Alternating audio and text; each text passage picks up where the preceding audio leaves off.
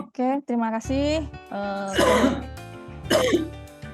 Kom loh, masih ada yang bocor masih ada yang bocor. Oke, terima kasih Romo, Bapak Ibu sekalian yang sudah berkenan bergabung kembali bersama kami, Komisi Keluarga GVKPAN Semarang yang akan belajar bersama pembekalan untuk tim Pastoral Keluarga Lingkungan pada sesi yang ketiga. Malam hari ini kita akan belajar mengenai krisis yang ada di dalam relasi kepasutrian di dalam keluarga. Bapak Ibu, sebelum saya mengenalkan narasumber, mari kita berdoa bersama dulu agar semua acara kemudian dan narasumber semua dapat diberikan kelancaran dan Bapak Ibu bisa mendapatkan manfaat dari belajar kita pada malam hari ini. Saya mohon untuk Bapak Ibu Pastutri Handoyo bisa memulai doa pembukaan pada malam hari ini. Monggo. Mari Bapak Ibu, sebelum kita mulai pembekalan TPKL pada petang hari ini, dahulu mari kita buka dengan doa agar semuanya nanti dapat berjalan lancar. Demi nama Bapa dan Putra dan Roh Kudus, amin. Allah Bapa yang kami sembah, pada petang hari ini banyak sukacita yang kami rasakan atas berkat penyertaan dari-Mu, hingga kami di sini dapat berkumpul untuk mengikuti pembekalan TPKL yang begitu penting bagi kami pelayan di lingkungan kami masing-masing. Tuhan, pada kesempatan ini kami mohon campur tangan-Mu akan pembekalan yang akan kami jalani pada petang hari ini. Kami mohon agar Engkau memberi kami berkat serta manfaat supaya rapat kami ini dapat berjalan lancar sesuai dengan kehendak dan rencana-Mu. Inilah doa yang kami bawa dalam nama anak-Mu, Tuhan Yesus Kristus Sang Juru Selamat. Kami yakin bahwa Engkau akan menanggapi kami, menjadikan pembekalan ini berlangsung tanpa kendala. Sebab Engkau sungguh baik terhadap semua makhluk. Amin. Demikian terpujilah Bapa kami yang ada di Terpujilah nama Yesus, Maria dan Yosef. Sekarang dan selama-lamanya. Kemuliaan kepada Bapa dan Putra dan Roh Kudus. Seperti pada permulaan, sekarang, selalu, dan sepanjang segala abad. Amin. Demi nama Bapa dan Putra dan Roh Kudus. Amin. Matur nuwun doanya Pak Handoyo. Sekarang kita akan mereview kembali perjalanan belajar kita selama 5 sesi ke depan. Nah, ini kita kemarin yang tanggal 18 Februari sudah belajar bersama Romo Wegi mengenai hukum perkawinan Katolik. Kemudian tanggal 25 Februari bersama dengan Romo Thomas Ari Wibowo belajar mengenai pendampingan kesejahteraan ekonomi di dalam keluarga.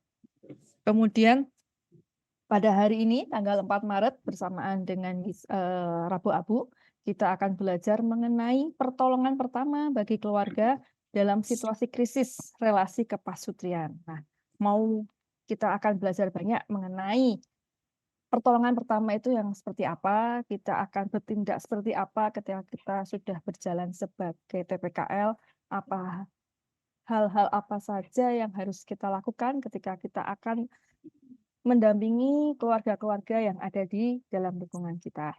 Nah, Bapak Ibu, Romo, saya izin share tata tertib dulu nggih, supaya nanti tidak lupa bahwa selama 5 sesi nanti kita selalu dalam kondisi mute untuk jalur komunikasi dan akan diatur oleh host serta co-host. Kemudian nanti pada saat foto, Bapak Ibu diminta selalu on cam supaya nanti kelihatan pada saat difoto, tetapi pada saat selama sesi pemaparan materi, Bapak Ibu boleh on cam, boleh juga mematikan kamera. Yang penting Bapak Ibu tetap mendengarkan dengan konsen supaya nanti tidak kehilangan fokus atau bertanya kembali. Kemudian presensi akan dibagikan di kolom chat maupun di dalam grup peserta TPKL. Dan kemudian harapan kami dari Komisi Keluarga adalah Bapak Ibu sekalian hadir full selama 5 sesi, maka akan mendapatkan sertifikat elektronik. Nah, Bapak Ibu, sudah sering mendengar nama Romo Rufi. Siapa sih sebenarnya Romo Rufi ini? Saya kenalkan sebentar, nggih. Romo Rufi ini imamat pada tanggal 23 Juli 2012 dengan nama lengkap Romo Rufinus Saptian Herlambang MSF. Pernah bekerja atau berkarya di mana saja nih Romo Rufi? Pernah di Purwodadi, kemudian di Jagakarsa, Jakarta, kemudian Paroki Kleca, Solo, kemudian sempat menjadi Ketua Komisi Keluarga Kevikepan Surakarta, dan saat ini sedang menempuh studi S2 Psikologi di Universitas Diponegoro dan menjadi Direktur Pusat Pendampingan Keluarga Brayat Minulio yang pusatnya ada di Jalan Guntur 20 sejak tahun 2023 sampai sekarang. Bapak Ibu, Romo dan Bapak Ibu semua, nanti kita akan mendengarkan pemaparan Romo Rufi kurang lebih sampai pukul 20.10. Nah, nanti setiap pertanyaan yang ingin disampaikan kepada Romo Rufi bisa disampaikan pada kolom chat dan kami akan menyampaikan pada saat sesi tanya jawab nanti. Untuk waktu dan tempat kami persilahkan kepada Romo Rufi. Monggo Romo. Baik, terima kasih Mbak Evi Fani dan Romo, Bapak Ibu, saudara-saudari, mungkin ada suster juga di sini, ada bruder. Selamat malam, semuanya berkah dalam. Semoga semua dalam keadaan sehat. Selamat Saya malam. lihat ada yang di rumah dengan pasangannya, ada yang di aula gereja, ada yang di rumah tetangga mungkin ya, atau dimanapun Bapak Ibu saudara-saudara berada. Kita bersyukur karena malam hari ini kita boleh kembali bersama untuk berbincang-bincang mengenai pastoral keluarga. Nah, malam hari ini temanya tidak terlalu berat sebetulnya, bisa dibuat berat, tetapi saya kira nanti Bapak Ibu saudara-saudara lebih banyak diskusi saja. Saya hanya memaparkan lebih kurang satu. Suaranya Pak putus-putus ya, mau. Oh ya Pak, ya. Semoga jelas ya, karena saya sedang di Jakarta ini, tidak di tempat saya sendiri. Ya, oke. Ya, kita akan mulai ya, langsung saja. Saya akan share screen dulu. Oke, semoga sudah terlihat.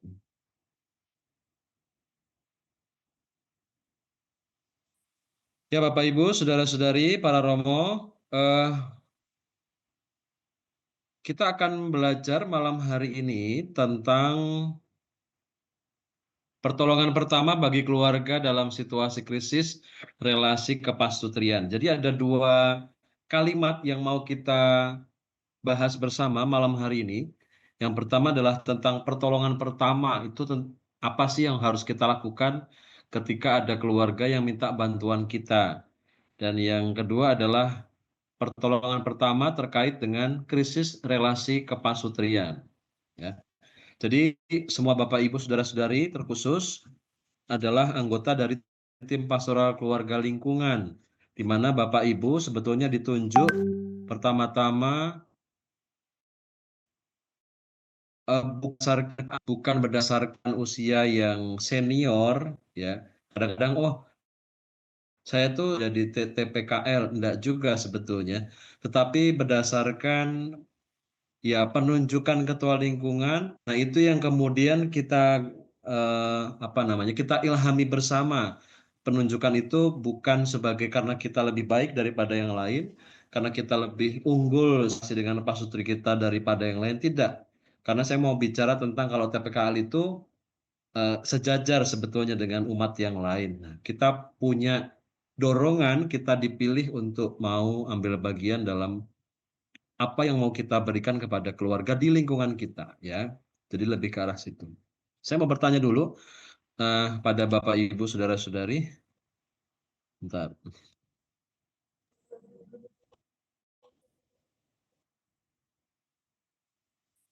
Bila kita mendengar kata perkawinan atau keluarga, silahkan nanti tulis di kolom chat, saya akan membaca, tidak Mohon tidak membuka mic ya, tidak mengeluarkan suara, silakan tulis di kolom chat saja. Bila Anda mendengar kata perkawinan ataupun keluarga, kira-kira hal positif apa yang ada dalam perkawinan? Siapa yang bisa menyebutkan ini? Silahkan Bapak Ibu, saudari-saudara, para romo mungkin tulis di kolom chat saja ya, tidak mengeluarkan suara supaya tidak gaduh. Menyenangkan, oke, keluarga itu menyenangkan, baik. Apalagi hal positif yang ada dalam keluarga, berbagi, oke. Saling mengasihi, oke, baik. Kebersamaan, oke. Kehangatan, sukacita. Keluarga adalah sahabat terbaik, keluarga itu unik. Kasih sayang, berbeda menjadi satu, bahagia, saling meneguhkan, saling menyayangi, sharing, saling mengisi, saling mengampuni. Nah, ini menarik ya. Ada teman di tempat tidur. Wah, oke. Ini bukan buat para imam ya, untuk para imam dan yang tidak menikah, mohon maaf, ini bukan bagian dari jawaban untuk kita ya. Terus kemudian saling melengkapi, ada romantis, ada penguatan, saling pengertian, mempunyai keturunan, oke. Bahagia, saling memaklumi, saling melengkapi, saling menguduskan, saling melayani, saling melengkapi. Oke, cukup. Oke, baik. Ada begitu banyak ya, banyak masalah yang menjadi kekuatan. Iya, mungkin belum sampai ke masalah ya, tapi lebih ke positif. Teman berantem, nah oke. Tapi jangan sampai berantemnya di jalan ya, ya.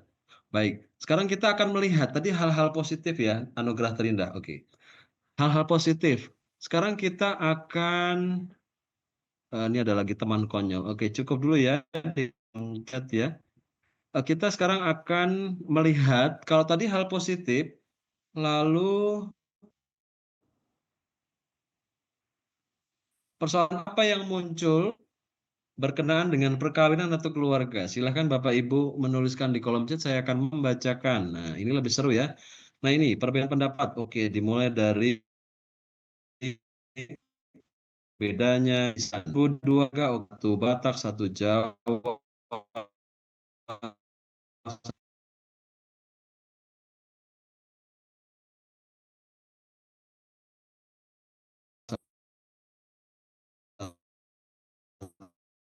satu Caipan.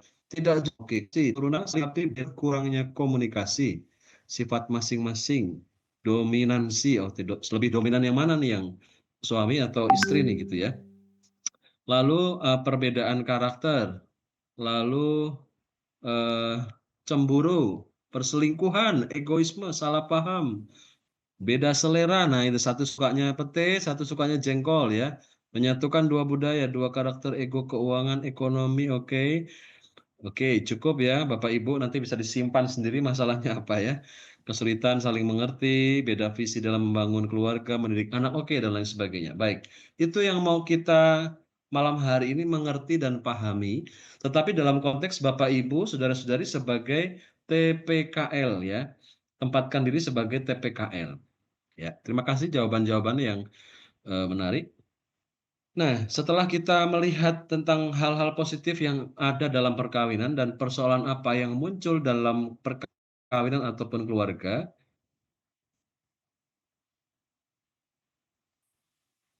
kita mau melihat bagaimana sebetulnya Paus Fransiskus itu memberikan suatu nasihat tentang keluarga. Apa yang beliau nasihatkan tentang keluarga? Beliau mengatakan bahwa ini sudah biasa kita dengar ya, atau selalu kita dengar ya.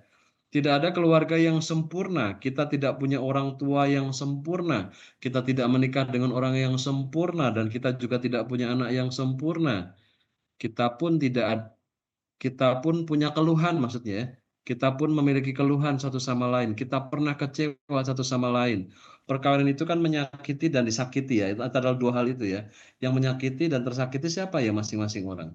Oleh karena itu tidak ada pernikahan yang sehat atau keluarga yang sehat tanpa pengampunan. Maka pentingnya bahwa kita menyadari, meskipun saya menyadari keluarga saya, orang tua saya, pasangan saya, anak-anak saya itu nggak ada yang perfect, nggak ada yang sangat luar biasa bagus.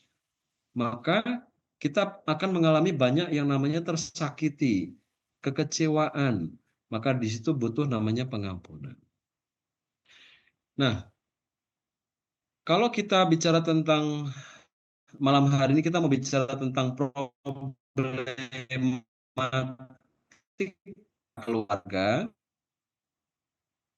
ada beberapa faktor yang mempengaruhi relasi kepasutrian. Jadi, karena judul yang diberikan oleh tim adalah relasi kepasutrian, maka saya tidak terlalu jauh dari kata relasi ya, tetapi nanti juga saya singgung beberapa hal.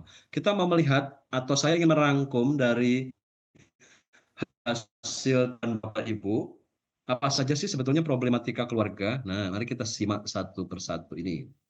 Ini sebagai wawasan umum saja ya. Yang pertama, pengelolaan keuangan. Sekarang ini, tahun ini, bulan-bulan belakangan ini, begitu banyak orang sulit mencari pekerjaan. Banyak orang di PKHK. Banyak orang mengalami keterpurukan ekonomi dalam keluarga mereka. Sehingga merebaklah yang namanya apa? Kembali lagi seperti zaman dulu, judi online. Judi online itu sebetulnya zaman dulu sudah ada ya.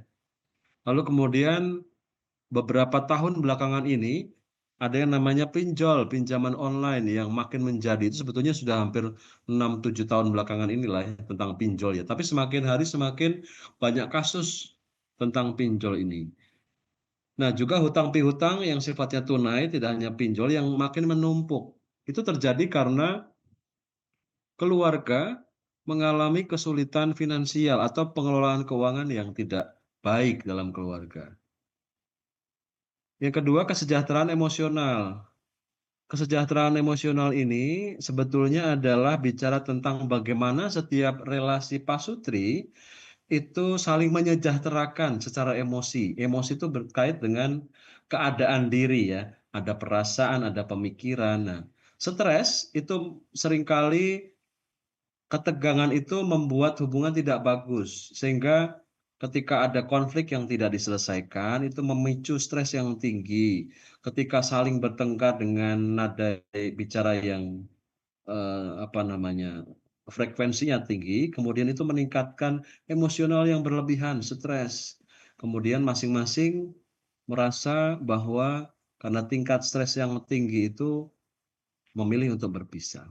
Atau juga terjadi pada diri kita sendiri sebagai orang tua di masa anak-anak atau anak kita yang disebut sebagai mother and father wound atau luka batin yang dialami anak karena kurangnya kasih sayang dari ibu dan ayah. Karena ibu dan ayah itu kurang memperhatikan kita zaman dahulu. Bapak ibu kita tuh terlalu sibuk untuk mengurus hal yang lain atau kita sering mendapatkan physical abuse, apa namanya, pemukulan atau verbal abuse, kata-kata kasar dari orang tua yang membuat itu menjadi luka batin bagi kita sebagai anak dan kita bertumbuh sebagai orang dewasa yang punya luka batin. Nah, kemudian kita menikah dengan orang yang juga masih punya luka batin, kemudian menikahlah orang yang punya luka batin dan orang yang masih punya luka batin menikah, jadinya membuat luka satu sama lain. Nah, itu perlu diolah kan gitu ya.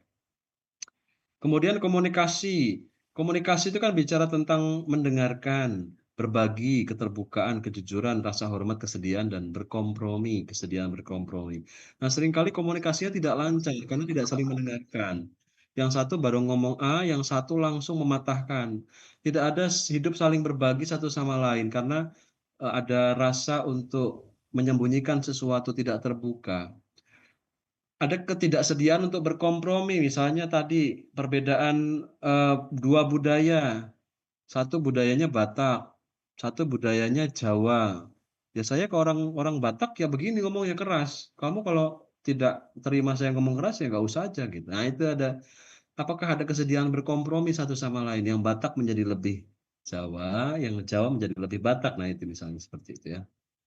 Interaksi keluarga. Nah, sekarang ini keluarga-keluarga itu banyak yang sibuk juga dengan pekerjaan, ya. Banyak sekali selain keluarga yang pengangguran, banyak keluarga juga yang sibuk dengan pekerjaan atau dunianya sendiri. Sehingga minim yang namanya family time.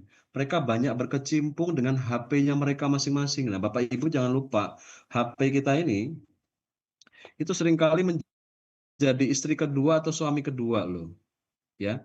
Nah, karena HP kita ini menjadi suami atau istri kedua, itu membuat kita lupa bahwa kita harus punya family time yang bagus, ngobrol, cerita, bertanya bagaimana pekerjaanmu hari ini, apa yang terjadi, bercerita tentang perasaan, "Saya hanya capek banget rasanya, lelah sekali, pengen tidur." Nah itu, karena kita berkutat dengan kesibukan dan HP sebagai pasangan kita yang kedua, itu kemudian menjadi lupa bahwa interaksi keluarga sangat minim.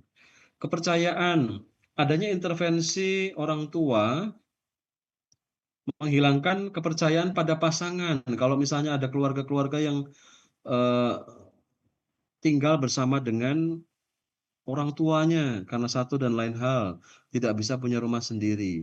Seringkali pasangan kemudian terlalu mencintai orang tuanya, sehingga orang tuanya yang mencintai anaknya tadi tidak pernah, salah dalam berumah tangga, yang disalahkan pasangannya terus.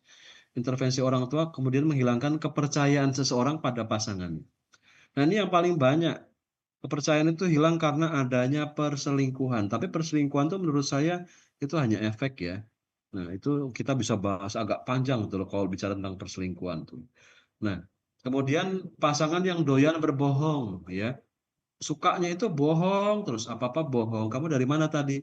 "Dari kantor," padahal dari main sama teman-temannya. "Kamu tadi udah makan belum?" Padahal udah, dibilang belum, nah gitulah.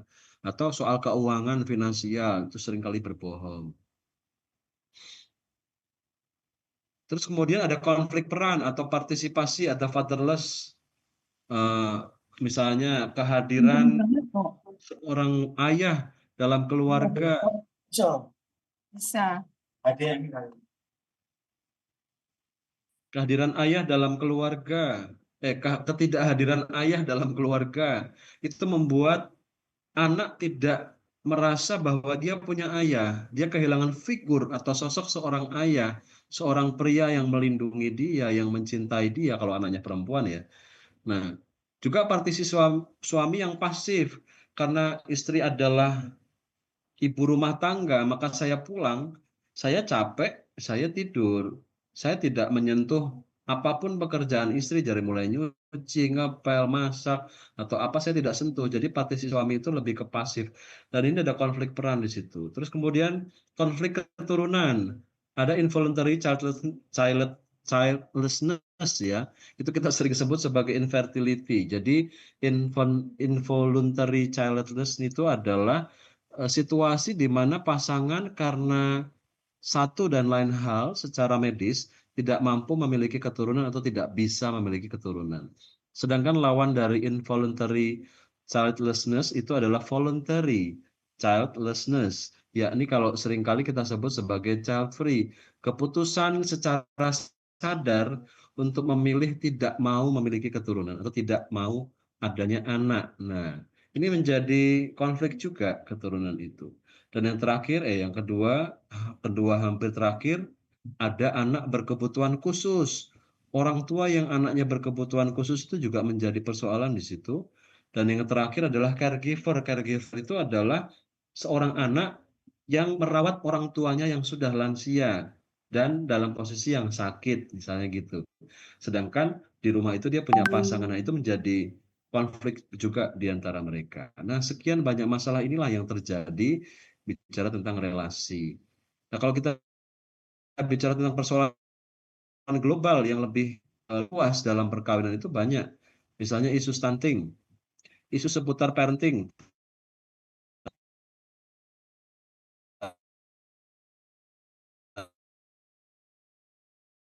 Tadi sempat saya sebut ya, grandpa parenting, grandma parenting.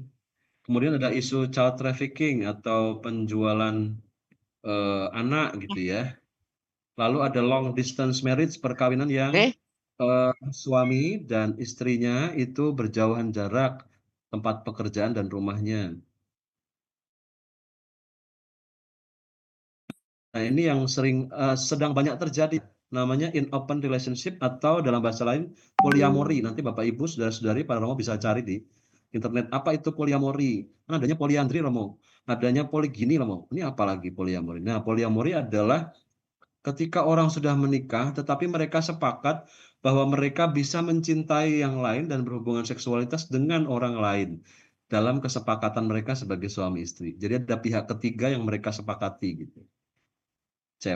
Suami punya cewek lain, istri punya cowok lain, tapi mereka sepakat, nggak apa-apa ya kita, iya nggak apa-apa, kayak gitu namanya, poliamori. Nah, kemudian bicara tentang masalah-masalah ini yang akan kita hadapi dalam keluarga ini setelah kita tahu, oh ternyata problematiknya banyak sekali ya. Lalu kita mulai dari mana kalau sebagai TPKL itu, tim pastoral keluarga lingkungan? Kita mau membantu di bidang apa sebetulnya? Saya harus bagaimana sebagai TPKL? Nah, kita mau mulai dari sini sebetulnya. Kita mau mulai dari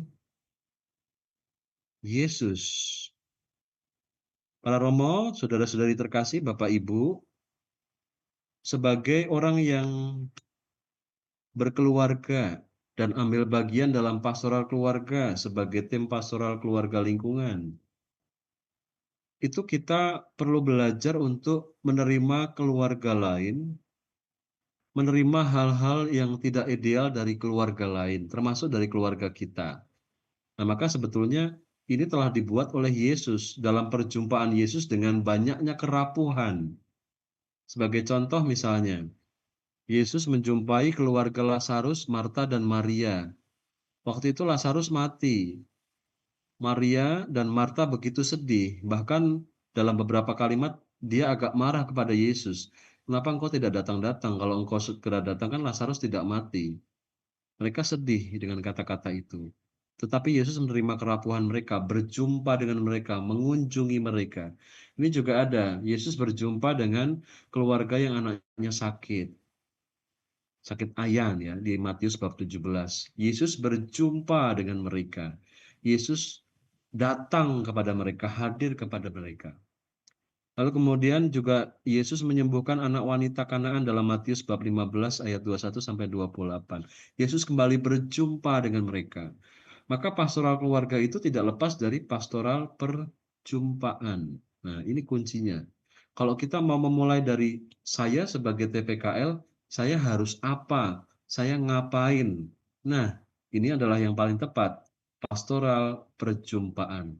Menjumpai keluarga-keluarga di lingkungan kita masing-masing. Oleh karena itu, pada bagian yang kedua ini, saya mau mengajak Bapak Ibu, saudara-saudari, untuk ini kok nggak keluar ya, bentar ya.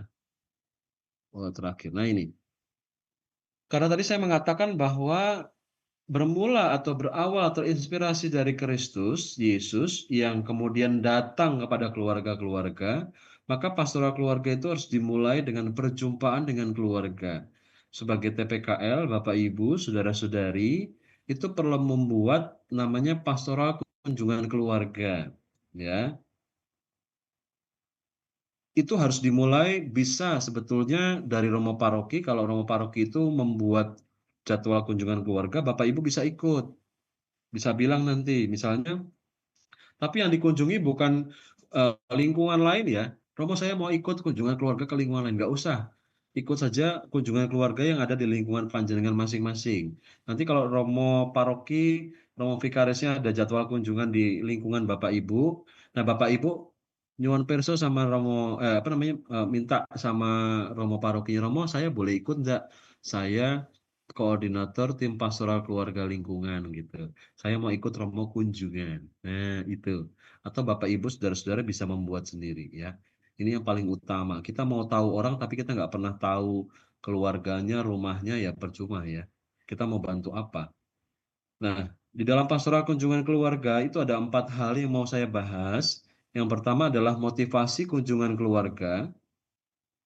Yang kedua, prinsip-prinsip pokok kunjungan keluarga. Lalu yang ketiga, hal-hal praktis dalam kunjungan keluarga. Yang keempat, kunjungan keluarga oleh keluarga. Nah, Bapak Ibu, kalau misalnya Bapak Ibu belum pernah melakukan kunjungan keluarga sama sekali, sepertinya tugas panggilan Bapak Ibu sebagai TPKL harus dimulai dari sini terlebih dahulu, ya. Kecuali kalau Bapak Ibu, saudara-saudari sudah begitu lama menjadi anggota TPKL, pasti sudah pernah melakukan kunjungan keluarga di lingkungan Bapak Ibu masing-masing, ya. Kalau belum, dimulai dari sini aja dulu. Itu lebih praktis ya. Nah, kita akan mulai dari yang pertama. kunjungan keluarga itu harus punya motivasi ya. Motivasi itu dari dalam diri kita sendiri sebetulnya. Motivasi itu kan, kalau tujuan itu kan mengarah keluar, kalau motivasi itu dari dalam diri kita sendiri. Nah, kita perlu memperjelas sebetulnya motivasi kita supaya kita tidak jatuh pada tujuan ini. Ya, tadi motivasi itu kan kita ya. Lalu tujuannya itu adalah tujuan yang akan kita tuju. Nah, kita perlu memperjelas motivasi dulu kita kunjungan ini tujuannya apa sih? Jangan sampai kita jatuh pada tujuan ini. Jatuh pada tujuan bahwa, oh saya sebagai TPKL, saya ingin kunjungan keluarga supaya saya bisa membantu keluarga yang bermasalah. Tidak.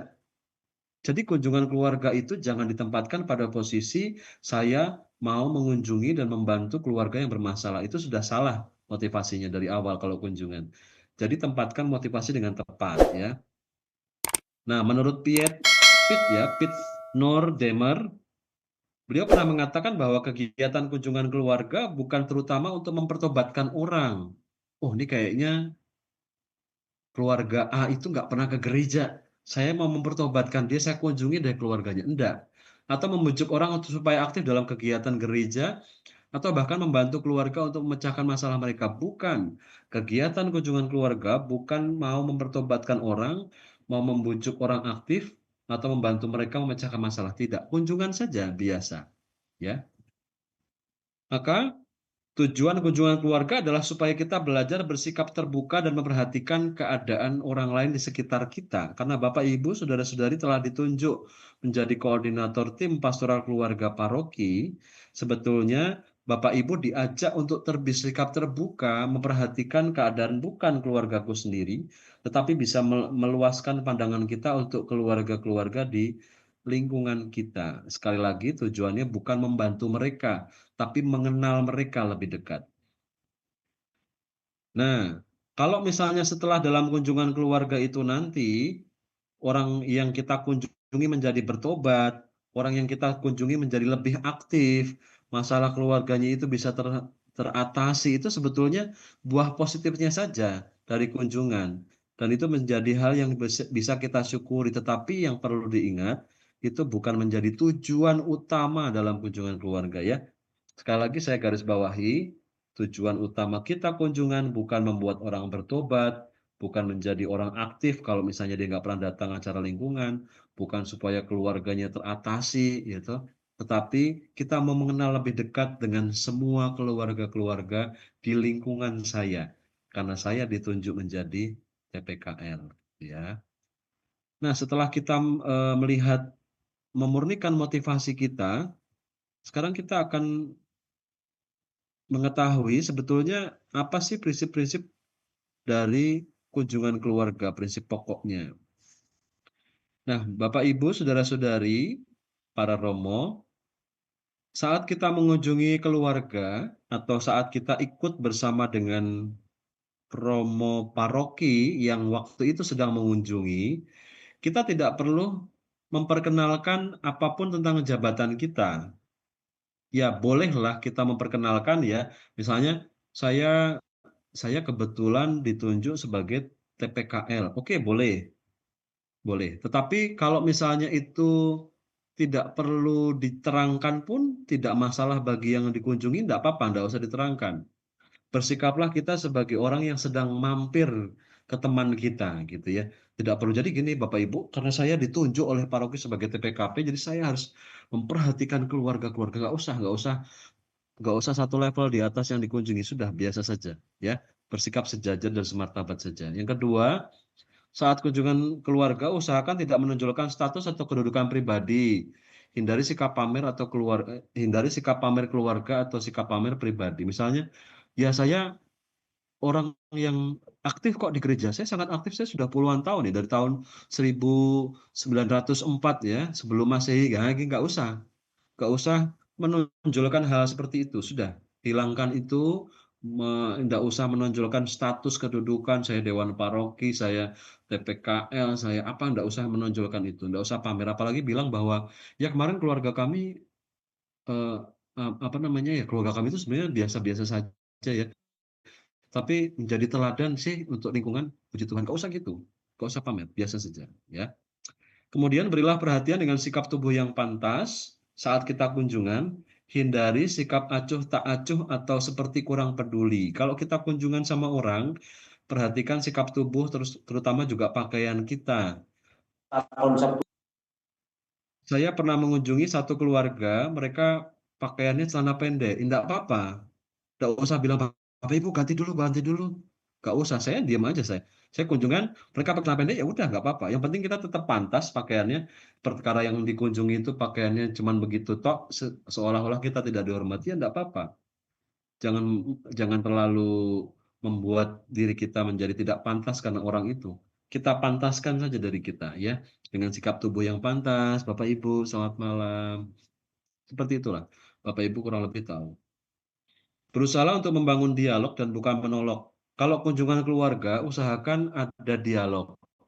Jangan melulu kita cerita tentang keluarga kita, enggak perlu. Kita cerita tentang pekerjaan kita, enggak perlu. Kita cerita tentang pelayanan kita, saya itu sudah puluhan tahun di paroki, melayani, enggak perlu, enggak usah, ya. Bukan itu tujuannya. Ketika kita kunjungan juga gunakan telinga hati untuk banyak mendengar. Jadi telinga kita yang dipakai untuk kunjungan, ya. Bisa juga ikut berusaha memecahkan masalah keluarga saat kita diceritakan. Namun ingat bahwa harus dilakukan dengan prinsip kehati-hatian melihat situasi dan kondisi saat itu. Kalau kita tiba-tiba oleh orang yang kita kunjungi dia cerita, jadi suami saya itu terjerat pinjol, misalnya gitu ya. Kita dengarkan saja. Kalau kita tidak punya apapun yang bisa kita bagikan, kita diam saja, kita berikan saja peneguhan. Ya, saya berdoa semoga apa yang sedang Ibu alami boleh segera teratasi. Mari kita berdoa ya Bu, supaya Ibu dikuatkan seperti itu saja, ya. Nanti juga ada rambu-rambunya. Menghormati etika pastoral setempat, memberitahukan rencana kunjungan kepada pengurus lingkungan setempat. Nah, ini juga penting bahwa kalau kita mau merencanakan sebuah kunjungan tanpa imam, sebagai TPKL kita membuat jadwal gitu ya yang tidak resmi, kita mau kunjungan menurut saya enggak apa-apa, jangan menunggu romonya. Jangan mempersalahkan romonya, "Romonya ra kunjungan-kunjungan kok, berarti aku yang meneng wae." Ndak usah. Kita mulai saja, tapi diskusikan dulu dengan pengurus lingkungan setempat, dengan ketua lingkungan, atau mungkin kita bisa kalau kunjungannya itu begitu banyak orang, lebih dari satu begitu ya, kita bisa bilang pada RT setempat kalau memang RT itu banyak yang kita kunjungi gitu, supaya Pak RT nggak bingung, "Ini kunjungan apa toh?" Di Jakarta waktu itu di sini, saya kebetulan lagi di Jakarta, eee, saya pernah kunjungan di satu lingkungan yang notabene hampir semua Katolik. Tidak semua, separuh sorry, separuh Katolik, separuh Muslim dan, saya ngomong sama ketua RT-nya dulu, "Pak RT nanti saya mau kunjungan keluarga." Apa itu kunjungan saya terangkan secara sederhana, lalu beliau mengatakan, "Oke, enggak apa-apa, silahkan Pak," gitu. Nah, saya kunjungan lah. Jadi memperhatikan etika. Terus, bentar. Nah ini, saat kunjungan kita perlu bawa jamu ya. Jadi ini, jaga mulut, jaga rahasia. Ini paling penting karena ini ada membangun kepercayaan. Jadi sebelum kita kunjungan minum jamu dulu ya, jamu jaga mulut. Jadi kalau orang cerita rahasia kehidupan, "Nih suami saya kena pinjol, Bu," atau "Suami saya itu, eee, atau istri saya itu atau suami saya itu selingkuh, Bu, anak saya itu apa," dia cerita, itu kita dengarkan saja. Nggak usah kita ceritakan lagi setelah itu sama ketua lingkungan atau apa, nggak perlu. Ketua lingkungan nanti bisa diceritakan hal-hal yang tidak spesifik, itu mungkin bisa. Atau nanti kalau kunjungannya sama ketua lingkungan, ya kita dengarkan saja, tapi kita simpan dalam hati itu seperti Bunda Maria itu loh. Nggak semua harus kita tuangkan kepada banyak orang, "Oh iya itu kemarin saya kunjungan, kasihan loh dia, suaminya selingkuh." Waduh malah repot, apalagi diumumkan di gereja gitu ya. Diumumkan di lingkungan nanti pas ekaristi, pengumuman sebelum berkat penutup, "Bapak Ibu kita umumkan, ternyata keluarga itu mengalami persoalan perselingkuhan." Nah, nggak perlu. Kita rahasiakan, kita simpan dalam hati, itu membangun kepercayaan ya bagi yang dikunjungi. Terus kemudian, hal-hal praktis dalam kunjungan keluarga. Nah, ini perlu diperhatikan hal praktisnya. Yang pertama, memperkenalkan diri, alasan kunjungan, mereka keberatan atau tidak dikunjungi. Memperkenalkan diri juga tidak perlu kesombongan ya. Saya nama saya siapa, saya itu kebetulan, diminta untuk menjadi pendamping keluarga di lingkungan misalnya gitu. Ya saya dolan saja, supaya saya bisa akrab dengan keluarga bapak, keluarga ibu, boleh ndak saya mampir ke rumah sekedar ngobrol, seperti itu ya. Nah, tim TPKL sebaiknya tidak datang untuk tujuan tertentu, kunjungan untuk membentuk trust. Jadi, eee, tidak datang untuk menawarkan sesuatu yang, eee, ya saya kunjungan ini supaya kamu lebih aktif sebetulnya ya Pak ya, ya Ibu ya.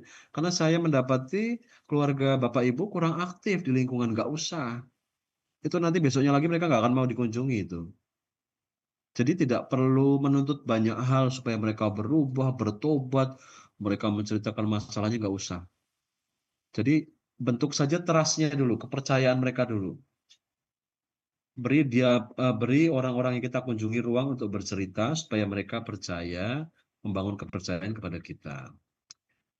Lalu pertemuan itu terbuka dua arah ya, jadi ada monolog dan dialog tadi sempat saya singgung di situ. Biarkan keluarga yang kita kunjungi itu berbicara dan tidak menyelidiki.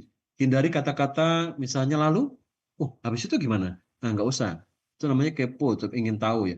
Nanti kalau dia cerita, "Ibu, gimana ya Bu, saya mau cerita sebetulnya tapi saya malu." "Oh, nggak apa-apa kalau Ibu mau cerita silahkan, tapi kalau tidak nyaman jangan diceritakan." Nah gitu. Kita nggak boleh, "Saya mau cerita tapi saya malu." "Nggak usah malu sama saya, santai aja Mas. Saya tuh orangnya bisa nyimpen rahasia kok." "Nggak usah. Nggak usah lebay, biasa saja." "Oh, kalau Ibu mau bercerita, silahkan Ibu bercerita, tapi kalau Ibu kurang nyaman nggak apa-apa Bu, disimpan dulu saja, lain waktu kita bisa berbincang-bincang kembali." Nah itu, biarkan keluarga itu bercerita, tidak menyelidiki, "Lalu kira-kira kapan itu?" "Oh gitu, kok bisa?" Nah, apalagi "Kok bisa begitu ya?" Nah itu malah kayak apa ya, malah nggak bagus dia. Jangan kecewa jika kunjungan ditolak. Nah, apabila kunjungan kita itu ditolak, kita tidak boleh kecewa, maka kunjungan itu tidak hanya dilakukan satu kali saja. Jadi kalau kita ditolak waktu mungkin dia sibuk, mungkin dia belum kenal sama kita, sesekalilah kita sebagai TPKL misalnya dengan cara-cara sosial. Cara sosial itu misalnya mengantar makanan, memberi gift, "Bapak Ibu kemarin ada pertemuan lingkungan kebetulan ini ada titipan dari lingkungan." "Aduh kok repot-repot?" "Iya, ini loh saya gini gini." Ah, Bapak Ibu bisa memulai cerita misalnya seperti itu, ya supaya akrab dan membangun trust tadi ya. Jadi jangan kecewa jika ditolak. Saya sudah sering sih kunjungan ditolak di beberapa tempat saya bertugas itu, terutama di Jakarta ya, saya beberapa kali ditolak. Karena dia nggak mau ketemu sama romo gitu, mungkin malu ya. Lebih ke arah malu, tapi saya nggak apa-apa, besok saya kunjungi lagi. Beberapa kali kemudian saya kunjungi akhirnya mau. Mengusahakan suasana kondusif dengan memahami keadaan keluarga tersebut. Bapak Ibu tidak perlu terlalu menuntut keluarga kalau misalnya mereka, eee, punya keadaan ekonomi yang tidak bagus. Misalnya nggak punya kursi di rumah, ya nggak usah bilang, "Aduh saya nggak bisa tuh duduk di bawah tuh, saya harus pakai kursi ya. Punya kursi nggak? Diambilkan dulu." Nggak usah gitu. Adanya tanah ya duduk di tanah aja. Kalau Bapak Ibu nggak bisa duduk di tengah, ya jongkok di situ. Saya pernah waktu itu, saya kunjungan keluarga waktu frater ya, kunjungan keluarga itu, karena kan di sana tuh kan semua, rumah lantainya hampir semua tanah. Nah udah kita nongkrong di situ, kita begini dengerin dia ngobrol, ngomong gitu aja, sambil gogok-gogok gitu, ya sudah. Jadi nggak usah atau misalnya gini, "Aduh kok kotor sekali ya ruangan tamunya ya, bisa dibersihkan dulu nggak?" Aduh nggak usah, biarkan aja. Itu rumahnya mereka, bukan rumahnya kita, malah kita ngatur-ngatur orang, nggak usah. Kita datang dengan sukacita, "Bapak Ibu saya nggak punya kursi." "Nggak apa-apa, udah nggak usah repot-repot." "Mau jangan nggak usah, udah di sini aja nggak apa-apa." "Nggak ngapa-ngapain kok saya, cuman pengen anu cerita-cerita aja kok, gimana kabarnya?" Ya itu, pahami keadaan keluarga ya, tidak perlu menuntut sesuatu. Terus juga, nah ini yang paling utama kalau Bapak Ibu nanti mau kunjungan tanpa imam, nanti bisa di akhir kunjungan itu berdoa bersama keluarga yang dikunjungi. Berdoa itu bukan menyindir ya. Jadi kalau misalnya kita tahu bahwa keluarga itu punya permasalahan perselingkuhan misalnya, jangan kemudian kita masukkan dalam doa, itu malah menyindir. "Tuhan, semoga suami yang sedang selingkuh, nah ini nggak usah. Doanya umum saja. Semoga keluarganya dikuatkan oleh rahmat Kristus yang senantiasa menumbuhkan mereka dalam pengampunan. Nah, gitu-gitulah ya. Jadi jangan membuat doa yang bersifat menyindir kepada mereka. Lalu, oke. Cara memahami orang yang kita ajak bicara dalam kunjungan keluarga. Nah, cara memahaminya seperti apa? Orang yang kita ajak bicara, cobalah kita saat kunjungan berempati, ikut merasakan apa yang dirasakan oleh lawan bicara dengan gestur tubuh kita. Kalau orang sedang bercerita tentang hal yang sedih, mungkin sebagai bentuk kita berempati kepada dia, dada kita bisa kita turunkan sedikit. Nggak begini terus ya, atau tangannya malah sedekap ini. Saya nggak pernah kalau konseling itu tangannya gini, nggak pernah. Itu saya hindari karena gestur tubuh itu mempengaruhi orang untuk trust, percaya kepada kita. Jadi berempati. Ketika orang cerita sedih kita agak menunduk, gitu lah ya. Menerima keadaan lawan bicara itu apa adanya. Nah ini bersikap tidak mengadili, namun apabila mau disampaikan kritik dengan kata-kata baik disampaikan dengan kata-kata tidak menghakimi, untuk menunjukkan bahwa kita pribadi yang netral. Jadi kalau misalnya kita kunjungan keluarga, mendengarkan persoalan orang lain yang kita tidak perlu bertanya, orang itu cerita karena sudah trust ya, percaya. Kita nggak boleh mengatakan siapa yang salah. Oh, suamimu salah kalau itu. Oh, kamu salah, soalnya kamu begini, nggak perlu. Kita netral saja, ya. Karena ketidaknetralitasan itu akan membuat orang kehilangan kepercayaan pada kita. Mendengarkan secara efektif, yakni mendengar dengan penuh perasaan dan perhatian. Saya itu paling males kalau ketika orang ngomong di kunjungan, saya kan pernah tuh kunjungan keluarga sama dewan, sorry ya, sama umat gitu, mungkin sama pastoral keluarga. Itu orang lagi cerita gitu, lalu dia lagi cerita tentang masalahnya, gestur tubuh kita itu menumpangkan kaki di atas yang lain. Nah, itu saya paling nggak suka tuh.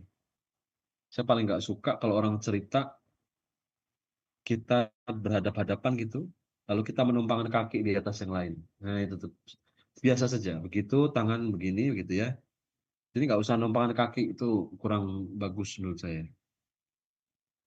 Memberikan tanggapan yang membangun, jadi jangan mengadili ya, memberikan tanggapan yang membangun tadi seperti misalnya saya mengatakan, ya saya turut prihatin dengan apa yang Bapak Ibu sedang alami. Bapak Ibu harus kuat ya menghadapi ini, percaya bahwa Tuhan memberi kekuatan kepada Ibu gitu ya. Tanggapan yang membangun, jangan mengadili. Nah ini dalam kunjungan keluarga, nanti Bapak Ibu jangan lupa dicatat ya. Kalau kita kunjungan keluarga tuh dicatat, dicatatnya bukan saat kita sedang kunjungan, tapi dicatat setelah kita mengunjungi. Nah ini misalnya, dulu ada satu tim saya mencatat ini, data dari pendamping keluarga, kunjungan ke keluarga Bapak Suparno. Nah, misalnya gini, Bapak Agustus Suparno, keluarga lingkungan 1 Petrus menikah secara sipil, belum ada pemikiran untuk peneguhan. Relasi mereka rukun. Pak Parno itu pedagang kaki lima, jualan sate, istrinya jualan sayur di pasar. Anaknya 4 orang. Nah, gitu. Ditulis, tapi tidak ditanya ya. Hindari bertanya, "Bapak Ibu pekerjaannya apa ya?" Mungkin bisa bertanya itu tapi dengan gaya bahasa yang, "Bapak Ibu sehari-hari kegiatannya apa? Kalau saya boleh tahu," misalnya gitu. Nah, nanti dengan sendirinya mereka akan bercerita. Tulis, itu ditulis ya. Ditulis tapi bukan dipublikasikan, ya. Kalau bisa bahkan hasil tulisan itu dibuat dalam buku kita yang hanya kita yang tahu. Maksudnya yang ditunjuk yang tahu. Seperti misalnya ini juga sama, ya, dan juga sama sebetulnya ini. Kita ketemu di jalan dengan seseorang yang sedang bercerita dari lingkungan kita, orang Katolik, itu didengarkan saja, ditangkap poin-poinnya, lalu kita tulis, ya, supaya kita tahu keadaan keluarga di lingkungan saya itu seperti apa sebagai TPKL, ya. Itu ditulis ya. Jadi ditulisnya bukan pada saat kunjungan, pada saat kunjungan bukan merekam juga, tulis setelah kunjungan selesai dalam satu buku. Saya biasanya kalau konseling itu saya punya satu buku yang saya tulis secara secara tertulis tangan gitu ya, dan itu hanya saya yang juga membuka. Nah itu supaya saya nggak lupa, jadi setelah saya konseling saya tulis tuh, masalahnya apa, runtutannya apa gitu. Nah itu seperti itulah, lebih kurang ya, kita tulis aja. Nah, kita tadi sempat bicara tentang pertolongan pertama pada relasi kepasutrian yang sedang mengalami krisis. Jadi, tadi kita sudah bicara tentang kunjungan keluarga begitu banyak ya. Setelah itu Romo, kalau misalnya ada kasus lain yang tiba-tiba kita temukan orang itu datang kepada kita, lalu kemudian pertolongan apa yang harus kita lakukan? Nah, saya mau membagikan sedikit teori tentang PFA, Psychological First Aid ya, pertolongan pertama psikologis.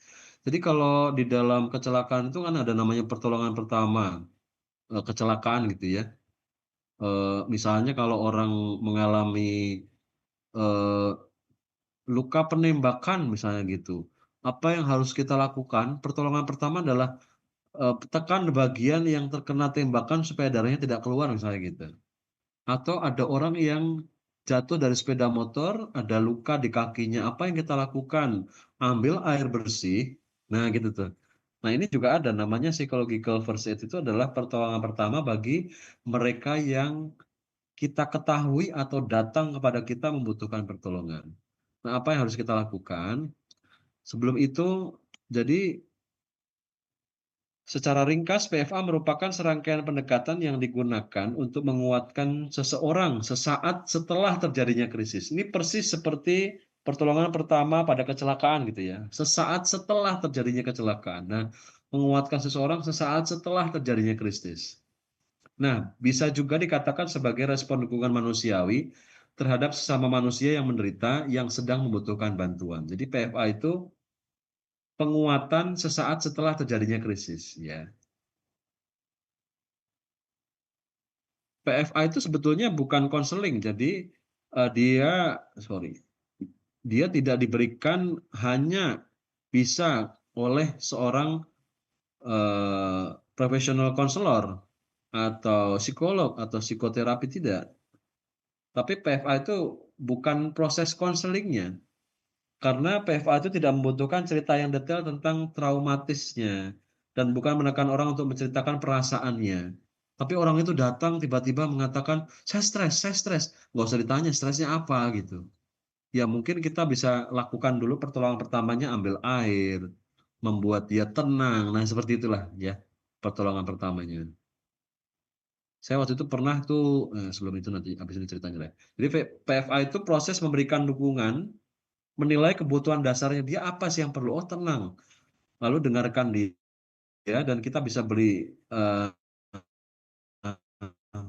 bantuan dengan layanan yang kita tahu. Saya waktu itu pernah saat saya bertugas, kebetulan saya berdua bertugas, satunya lagi itu Romo sedang selama 2 sampai 1 minggu, 1 sampai 2 minggu, saya lupa. Saya jam 2 pagi tuh satpam telepon ke kamar saya, "Romo, jaga dan Romo ini ada perempuan menangis, katanya cari Romo." Terus satpamnya itu sudah anu dia ya, sudah curiga nih, "Romo ngapain? Cuma kok ada orang cari." Saya juga takut, "Ngapain Mas?" "Wah nggak tahu, katanya ketemu sama Romo," gitu. "Oke, biar dia masuk ruang tamu tapi tungguin saya di luar ruang tamu ya Mas, penjaga satpam ya," gitu. Nah dia ternyata DRT tuh 2 pagi sama suaminya. Saya tidak bisa mengatakan langsung menolak kan. Saya tidak bisa mengatakan, "Pulang aja, sini pastoran," nggak bisa. Saya harus membantu dia sebagai seorang pribadi. Lalu saya ambilkan air, saya ambilkan tisu, saya ambilkan selimut, ya. Lalu saya bilang, "Ada luka?" "Ada." "Oke, kamu butuh apa?" "Saya butuh air." Saya buka pintu, saya mengatakan, "Mas, ambilkan banyu, obat merah." Nah gitu. Itu yang perlu tenang. Lalu saya bilang, "Coba tarik nafas dulu, lebih tenang," gitu kan. Nah itu pertama yang saya lakukan. Habis itu dia cerita tuh panjang lebar, saya dipukul sama suami saya, gitu, dengarkan saja. Habis itu karena saya kebetulan imam, saya tentu tidak boleh menerima perempuan di pastornya, karena dia bilang, "Saya mau tidur di sini aja." Waduh, lalu saya telepon satu tim saya, "Mbak, tangi wae kene kena tamu ngono, sing dadakan." "Oh ya siap Romo." Dia meluncur, seorang, ibu yang memang tim saya dulu, lalu dia membantu saya untuk sekedar untuk tidur di rumahnya sampai dengan, matahari terbit dan kemudian kembali ke sana. Nah itu support, apa yang kita berikan saat itu pertama-tama ya. Siapa yang membutuhkan, psychological first aid, yakni kepada mereka yang mengalami krisis, apa saja? Ya krisis yang sedang hadapi sesaat tadi, peristiwa yang terjadi pada dini hari misalnya, atau kemudian mana orang mengalami krisis karena ditinggalkan oleh pasangannya. Saya pernah waktu itu mau pemberkatan jenazah, itu anaknya masih tidak terima ayahnya meninggal gitu ya. Mungkin dia sangat cinta sama ayahnya dan sangat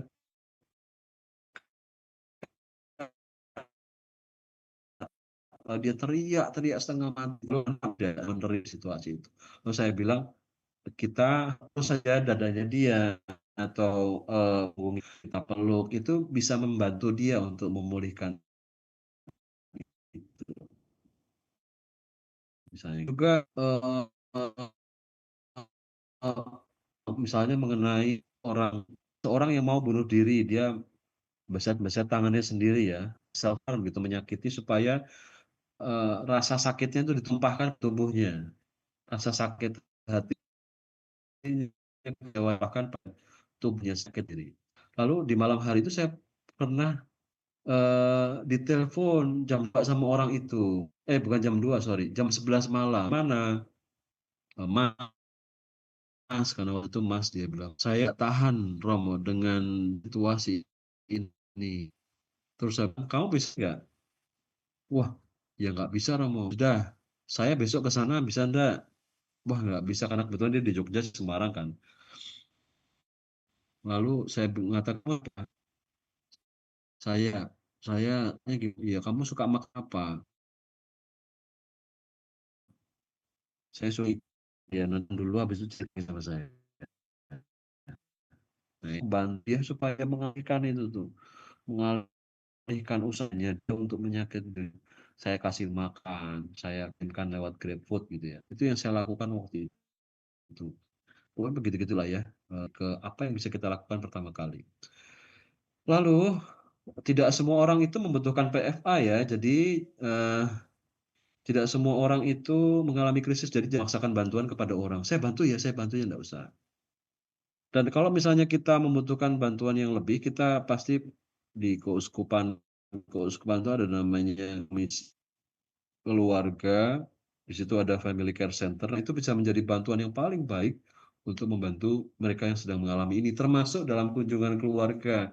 Jadi jangan kita menjadi seorang yang mengetahui segala-galanya. Kalau kita tidak mampu, kita menjadi teman untuk mereka berjumpa dengan pastor paroki, kita menjadi teman yang berjumpa kepada mereka ke family care center di, paroki Anda, atau misalnya kalau belum punya ya di Komisi Keluarga KPKPAN Semarang gitu. Kita menjadi fasilitator yang membantu mereka gitu ya. Kayaknya saya kira cukup di sini, nggak bisa ya? Oke. Nah itu langkah dasar, PFA ini singkat saja, melihat, memperhatikan kondisi umum mereka seperti apa, rambutnya, lalu keadaan tubuhnya, kalau orang KDRT itu kan kelihatan tuh. Nah, amati lewat suaranya seperti apa, lalu listen, stabilisasikan emosi, coba diambilkan air minum, kemudian diberikan kata afirmasi positif, sabar dulu, pas dulu gitu ya. Seperti itu. Kayaknya saya kira itu aja sih, kalau yang untuk PFA ya. Yang terpenting itu ini juga link ya. Link ini, sebaiknya kita punya link yang bisa kita telepon dalam keadaan apapun.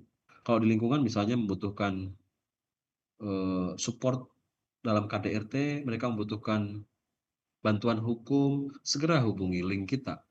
Kalau di keuskupan ada namanya komisi keluarga, mereka punya orang-orang hukum di situ yang bisa bantu. Segera kita fasilitasi itu, ya, dan lain sebagainya. Saya kira cukup dulu. Semoga apa yang saya lebih ingin kan diskusi supaya Bapak Ibu bisa lebih banyak menyampaikan apa yang perlu. Dan terima kasih atas waktunya untuk saya malam hari ini. Semoga apa yang saya berikan paling tidak sedikit berguna meskipun tidak banyak ya. Terima kasih, saya kembalikan kepada Mbak Epi.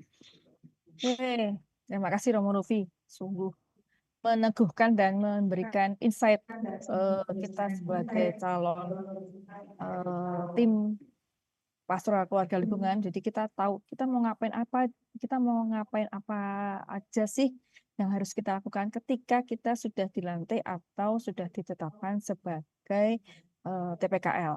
Nah, Romo, kalau boleh nih saya simpulkan sedikit dari yang sudah disampaikan Romo Rufi pada malam hari ini ya, bahwa begitu banyak hal yang terjadi di dalam keluarga, mulai dari relasi, komunikasi, kemudian masalah finansial, kemudian adanya HP sebagai justru lebih dekat ke HP daripada ke pasutri. Kemudian yang baru ini yang saya baru dengar tuh ada istilah poliamori.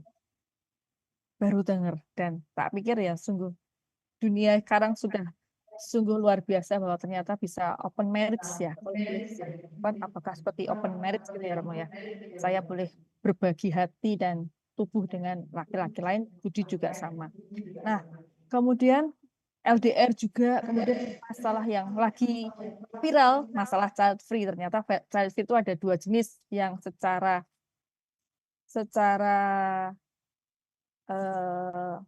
by choice maupun yang memang karena kita nggak bisa punya anak. Nah, kemudian yang paling saya tekankan di sini mungkin adanya jamu. Nah, buat Bapak Ibu nanti yang tim TPKL, pesan Romo Rufi adalah kita selalu bawa jamu dan ingat jamu bahwa kalau kita selesai kunjungan, jangan kemudian kita ember, jangan kita saling gibah di antara tim TPKL. Oh ternyata Budi Epi ki senengane judol ya. Wah, gak ngerti aku aktif neng Komkel tapi kok tiba seneng judol. Itu nggak usah menjadi bahan gibahan di kelompok tim. Tapi cukup aja yang mengerti bahwa ada masalah dengan keluarga, salah satu keluarga yang dikunjungi. Kemudian penting juga Bapak Ibu untuk mengenalkan diri. Jadi jangan sampai Bapak Ibu melakukan kunjungan tapi yang dikunjungi tidak tahu siapa nih. Kok tahu-tahu aku didatengin orang yang pasutri, terus tanya-tanya. Nah, itu penting kalau Bapak Ibu nanti memperkenalkan diri, siapa sih saya dan tujuan saya untuk melakukan kunjungan adalah seperti apa. Kemudian jangan lupa melakukan pencatatan pada saat nanti sudah selesai kunjungan, dicatat hal-hal penting yang harus diingat atau yang mungkin bila sampai Romo Paroki harus tahu, ya mungkin hal itu yang harus disampaikan. Kemudian mengenai pertolongan pertama ini, apakah saya boleh menyimpulkan ini sebagai tindakan yang spontan ya Romo, bahwa ketika nanti ada di salah satu lingkungan ada yang baru aja mengalami suaminya entah meninggal, entah selingkuh, entah melakukan habis korban KDRT, kita sebagai tim itu langsung menghadirkan atau mendampingi mereka yang baru aja mengalami kondisi yang nggak baik-baik aja gitu, bisa dikatakan sebagai tindakan yang spontan ya Romo ya. Oke. Dan ini sebagai salah satu juga tujuannya supaya mereka tenang. Jadi jangan sampai kemudian mereka melakukan hal-hal yang justru lebih membahayakan jiwa mereka. Nah, Romo, ini sudah muncul beberapa pertanyaan dari teman-teman TPKL. Salah satunya ini child free.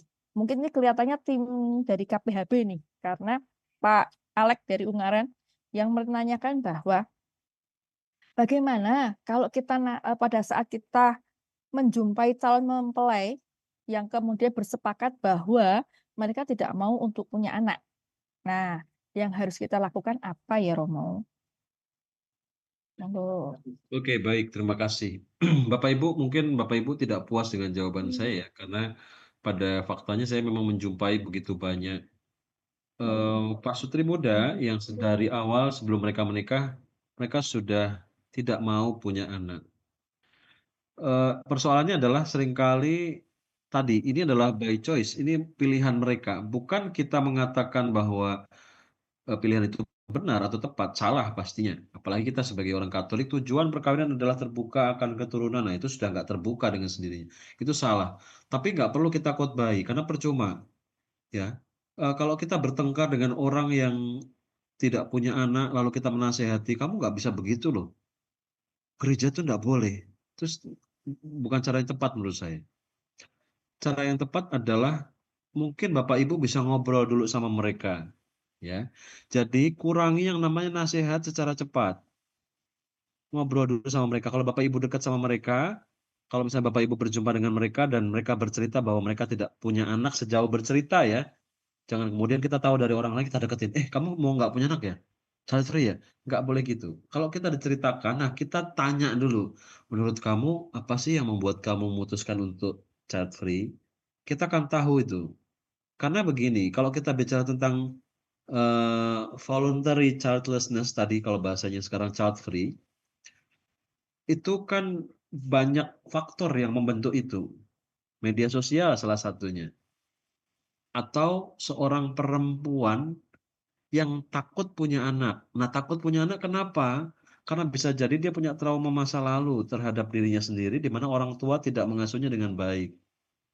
Ketakutan itu yang membuat dia tidak mau punya anak. Jadi kita telusuri dulu, apa sih yang membuat mereka tidak punya anak? Coba tanya dengan pelan-pelan, kira-kira menurut pendapat kamu, eee, om, ibu, tante, bapak, saya maksudnya, ingin tahu deh sebetulnya apa sih yang membuat kamu memutuskan itu kira-kira? Nah itu, dalami dulu. Kita akan melihat, jangan buru-buru langsung dibombardir dengan nasihat. "Oh ya gini, ini kan pertanyaannya bagaimana bila kita menjumpai apa yang harus kita lakukan? Dengarkan dulu, tanya dulu baik-baik. Kenapa begini? Hindari nasihat yang cepat karena percuma ya. Itu sangat percuma. Ya. Gitu Mbak Epi, yang bagian child free. Dalami dulu. Kalau sudah kita tahu, oh, kita catat, oh dia begini, begini. Baru kita atur tuh strateginya. Kita tanya sama orang yang tahu mengenai hal ini. Oh ternyata dia tuh begini loh. Atau mungkin kita menjadi fasilitator dia untuk, kalau menurut saya, kita cerita-cerita yuk sama Romo Paroki mau nggak? Gitu. Atau ketemu Romo yang tepat yang bisa memahami mereka situasi ini. Gitu. Kita cerita-cerita yuk sama mereka gitu.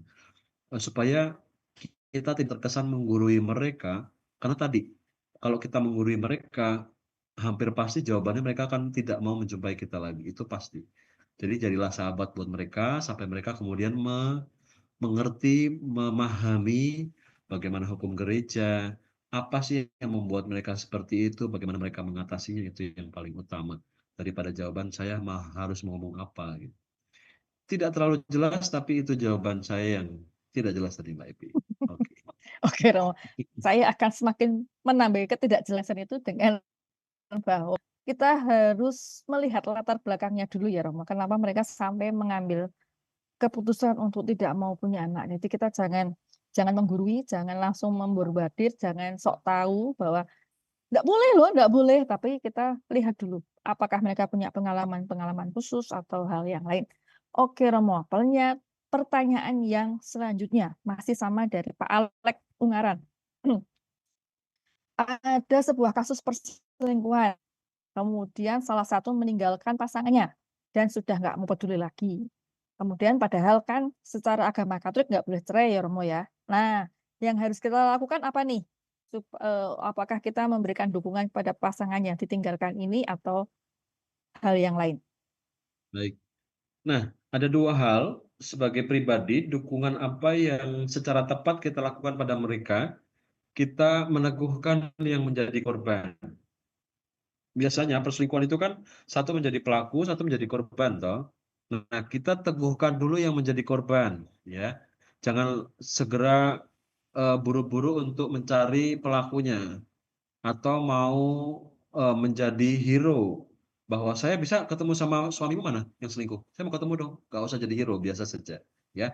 Kita, hargai dulu jadi dari korbannya dulu.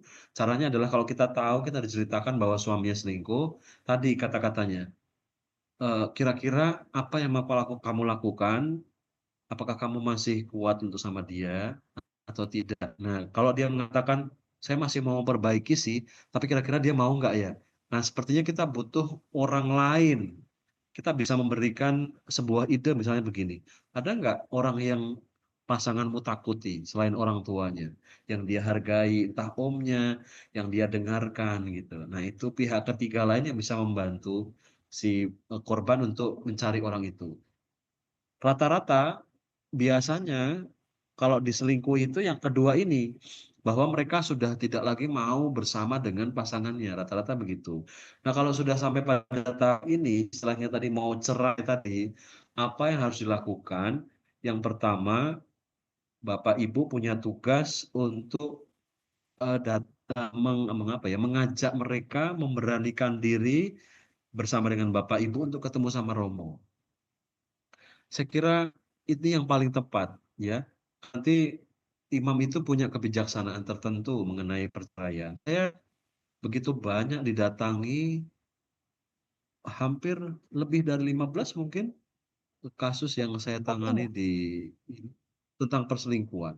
Nah itu mereka datang kepada saya karena dibantu oleh orang lain. "Kamu datang ke Romo Rofi itu." Saya tidak memarahi pasangannya, kalau pasangannya mau datang ya, saya meneguhkan si korbannya, lalu saya mengatakan, "Kamu masih mencintai dia nggak?" "Enggak." "Oke, kalau begitu apa yang kita lakukan?" Nah, itu nanti ke depannya begitu. Jadi kalau kita tidak merasa profesional, kita arahkan, ajak mereka, gandeng mereka untuk kepada imam yang tepat. Karena kalau bicara tentang perceraian, juga bicara tentang, eee, iman Kristiani, ya. Tidak terlalu jelas, tapi itu jawaban saya. Tidak terus pakai tambah lampu. Oke, Romo dari katedral. Kunjungan Oke. itu boleh harus yang Katolik aja atau boleh umum yang dikunjungi? Kunjungan itu oh ya ini ya, saya juga ketemu. Apakah yang dikunjunginya harus Katolik atau boleh umum? Nah, kalau Bapak Ibu di TPKL saja nggak pernah kunjungi yang Katolik, ngapain yang umum? Kita mau memperbaiki keluarga tuh, kita harus mulai dari keluarga kita sendiri dulu. Sehingga kalau misalnya yang umum itu nanti kalau sudah keluarga Katoliknya tercapai semua, itu bisa yang umum. Tapi kalau misalnya kunjungan keluarga yang saya maksud di sini, kata pastoral itu berarti menyentuh tentang umat orang Katolik. Nah, maka kalau Bapak Ibu belum sempat mengunjungi orang lingkungan yang Katolik itu, ya kunjungi dulu saja. Kalau itu sudah selesai, kita sudah dekat dengan mereka semua, anggota keluarga Katolik di lingkungan sudah dekat, ya boleh nanti kunjungan ke keluarga yang lain. Seperti itu, mungkin maksudnya begitu ya? Yang utama berarti yang Katolik dulu. Oke, Romo. Ya. Untuk pertanyaan selanjutnya dari Bapak Andreas Ageng. Bagaimana cara menjawab ketika kami datang ke rumah keluarga? Sudah konfirmasi sebelumnya, kalau ada kunjungan pada tanggal sekian dan jam sekian. Tapi ketika datang ke rumah langsung ditanya, "Ngapain ke sini?" Gitu. Dan seketika itu juga langsung ditolak. Nah, kami jawabnya gimana, Romo? Oke, baik. Ini adalah, sebuah kasus umum atau cerita umum ya, gitu ya. Jadi kita sudah janjian konfirmasi, mereka sudah oke oke oke oke oke, pada hari H kita datang, "Lah, Bapak mau ngapain toh?" "Saya nggak bisa." Atau gitu, berubah seketika gitu. Itu kayaknya menjadi hal yang sering kali saya dengar dan bahkan saya pun pernah seperti itu. Nah, kalau kita kemudian ditanya, "Apa sih tujuan Anda kemari?" Aja bahwa saya adalah saudaramu sebagai sesama Katolik, gitu aja. Sebagai sesama Katolik, saya ingin bahwa kita saling mengenal, gitu. Karena kita minoritas loh Pak, Bu. Ya supaya kita kenal saja, saya ingin mengenal keluarga Bapak Ibu sebagai saudara sesama seiman gitu saja. Itu jawaban yang paling menurut saya lebih mudah. Dan tadi hindari jawaban-jawaban yang sifatnya struktural. "Oh saya sebagai tim pastoral keluarga lingkungan, saya ditugaskan oleh Tuhan Allah," gitu ya, untuk mengunjungi Bapak Ibu gitu ya, nggak usah seperti itu. Beri mereka trust-nya dengan, "Saya, eee, ingin, apa ya, ingin sekali mengunjungi keluarga Bapak Ibu Mana untuk minta saling mengenal, minta di belakang lewat situ. karena kita Minta air saling bersaudara," seperti itu. Aku Mas Agus, Mbak Yofi. Gitu, Mbak Epi. Semoga Oke, terjawab, Bapak Andreas Ageng. oke. Nah, ini dua pertanyaan yang hampir serupa, Romo, dari Ibu Menik dan Ibu Hermin, bahwa satu Katolik, satu Muslim. Itu termasuk yang wajib dikunjungi atau enggak? Kemudian kalau dari Bu Hermin itu, keluarga yang kayak apa sih yang akan kita kunjungi? Apakah yang punya masalah, atau yang keluarga yang inspiratif, atau keluarga yang sudah nggak komplit, atau yang sudah komplit, mana yang menjadi fokus kunjungan kita? Oke, baik. Terima kasih jawabannya. Ini pertanyaan yang sebetulnya sudah sempat saya singgung, bahwa tujuan utama kita kunjungan itu adalah mengunjungi semua keluarga yang ada di lingkungan kita. Baik itu yang baik, baik itu yang tidak baik, gitu. Kalau di situ ada pasangan satu yang Katolik, satunya Muslim, nggak apa-apa dikunjungi. Mhm, Itu kan bagian dari lingkungan saya gitu. Dia kan terdaftar di anggota lingkungan toh. Nah, itu mhm, dikunjungi juga. Jadi jawabannya pertanyaannya bukan wajibkah dikunjungi, mereka perlu dikunjungi. Keluarga seperti apa yang dikunjungi? Semua dikunjungi. Jangan bertanya tentang keluarga seperti apa. Itu udah salah kaprah kalau kunjungan seperti itu tuh. Jadi Bapak Ibu, saya beritahu lagi, kalau kita mau kunjungan, jangan berpikir tentang keluarga apa yang harus saya kunjungi. Tapi cobalah untuk membuat daftar kepala keluarga dan rumah. Keluarga ini sudah saya kunjungi belum? Keluarga ini sudah belum? Itu nanti semuanya perlu dikunjungi. Loh, banyak Romo. Satu lingkungan tuh 40 kakak ya. Alah, gampang. Itu 1 minggu dapat 2 selesai. Gitu. Jadi sekali lagi, kunjungan keluarga bukan untuk menjawab persoalan-persoalan yang ada di dalam lingkungan. Oh, lingkungan kami banyak perselingkuhan, keluarga A, keluarga E, kita harus fokus kepada mereka, enggak. Kunjungi saja semuanya. Jadi tidak memilih kasih keluarga yang inspiratif kek, keluarga yang nggak inspiratif kek, keluarga yang nggak pernah datang ke acara lingkungan kek, keluarga yang sering datang ke acara lingkungan kek, kunjungi semuanya.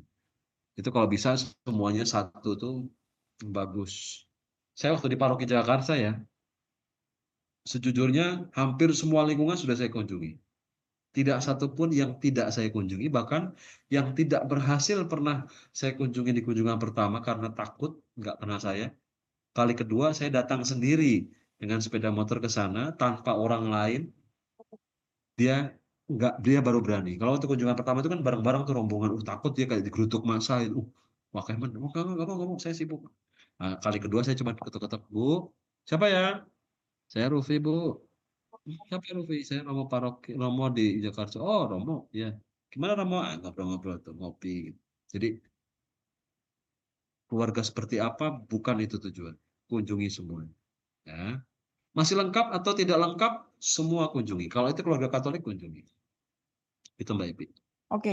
Berarti termasuk tadi Romo sudah menyinggung tentang bahwa kita nggak ada tujuan apapun, termasuk apakah kita akan menyelesaikan masalah seandainya kita menemukan keluarga yang bermasalah, berarti kita memang bukan untuk menyelesaikan masalah mereka, nggih Romo? Berarti Ya, ini juga menjawab dari Ibu Kristiana Eti Nugroho yang menanyakan bahwa apakah harus menjadi problem solver TPKL itu. Berarti sudah terjawab nggih Bu, bahwa kita bukan sebagai problem solver seperti yang tadi Romo Rufi sampaikan. Kita hanya mengunjungi. Kalau kita menemukan keluarga yang bermasalah itu sebagai bonus ya Romo ya? betul. Bukan kita mencari keluarga, bukan mencari keluarga yang bermasalah. Ya, Oke, kemudian dari Purwodadi, tadi disampaikan bahwa tugas kita itu bukan mempertobatkan, tidak datang untuk tujuan tertentu. Pertanyaannya Romo, apa yang harus dilakukan dalam kunjungan keluarga? Kalau tidak kalau kita tidak awali bicara, pastinya suasana sepi. Sedang yang dikunjungi biasanya bertanya, "Ngapain sih datang?" Gitu. ya. Ini sama sebetulnya dengan yang tadi. Langsung tak jawab ya Mbak Ipi? Oh iya, monggo. Ya. Ini sebetulnya sama. Selalu namanya tak kenal itu tak sayang, ya toh. Membangun trust itu paling susah. Mungkin saya adalah seorang imam di mana umat yang datang kepada saya agak trust, tapi ada situasi di mana saya juga pernah mengalami umat tidak percaya dengan saya. Diem, kaku gitu ya. Itu namanya tak kenal maka tak sayang. Jadi Bapak Ibu bisa memperkenalkan saja, tidak bercerita tentang keluarga kita, tidak bercerita tentang kehebatan-kehebatan kita, tapi bercerita saja tentang, "Saya tadi kebetulan jalan, di situ ada ternyata di situ ada itu ya, Pak, ya, Bu, ya." Hah? Ya, gitu-gitu aja, cerita-cerita Oke, hal-hal yang santai, yang sederhana, kita awali dengan cerita-cerita yang tidak kaku. Nah, kita juga kan nanti saat Yonggi. kunjungan lihat tipe orangnya itu ya, tipe orangnya dia itu seperti apa misalnya. Oh, dia kayaknya orangnya agak pendiam, dia kayaknya orangnya bisa diajak bicara. Nah, kita lihat tipe-tipe orang juga, jadi, eee kunjungan keluarga itu juga bukan bicara tentang keberhasilan dan ketidakberhasilan kunjungan. Jadi kalau misalnya yang bersangkutan merasa tidak nyaman, ya nggak apa-apa, kita langsung pergi saja. Misalnya, "Oh ya terima kasih, saya hanya tulan kok supaya kita saling kenal sebagai satu keluarga, satu saudara. Kita minoritas soalnya Pak. Saya kadang-kadang juga takut, khawatir kalau misalnya sebagai minoritas kita tidak dihargai, itu saja sih, maka saya kunjungan ke sini," seperti itulah, gitu. Gitu Mbak Epi. Oke, Romo. Ini Tidak terjawab eh, ya? makin panas sih pertanyaannya. Kalau kita mengunjungi atau pada saat kita berkunjung dan ternyata keluarga itu punya punya pengalaman yang kita sendiri sebagai tim itu belum pernah ngalami. Apakah kita apa yang harus kita apa ya, kita harus ngapain gitu, Romo? Ketika Kayak kita diceritakan orang, lalu mhm, kita belum punya belum pengalaman. pernah mendengar pengalaman itu, nah Bukan maka bukan, kita kita posisinya nggak begini, ngalami. Contoh oh misal kita keluarga kita nggak ngalami, heeh heeh, terus kita keluarga bagaimana kita nggak dalam ngalami. heeh, Oke, terus bagaimana? nah ini masih konteks kunjungan keluarga ya. Mhm, Dalam kunjungan keluarga, kita bukan mau menjadi problem solver. Ini tadi saya lihat, apakah sebagai tim TPKA saat kunjungan keluarga harus menjadi problem solver? Ini udah salah dari awalnya. Kita bukan hero, kita bukan pahlawan yang datang kepada keluarga-keluarga untuk menunjukkan bahwa, "Hei, aku adalah malaikatmu dan aku akan memberi kamu kekuatan." Enggak, bukan itu. Tujuan kunjungan kita adalah mengenal. Mengenal itu bukan paksaan. Maka kalau misalnya kita sejauh mungkin tidak perlu memberikan nasihat, kita buat peneguhan saja. Peneguhan atau mungkin kalau kita sudah kunjungan satu 2 kali ke tempat yang sama, kita bisa memberikan satu usulan. Saya usul kalau misalnya boleh diterima bagaimana kalau misalnya, eee, Ibu, kita atau bersama-sama dengan saya nanti saya temani, kita ke orang yang lebih kita percaya ya, Bu.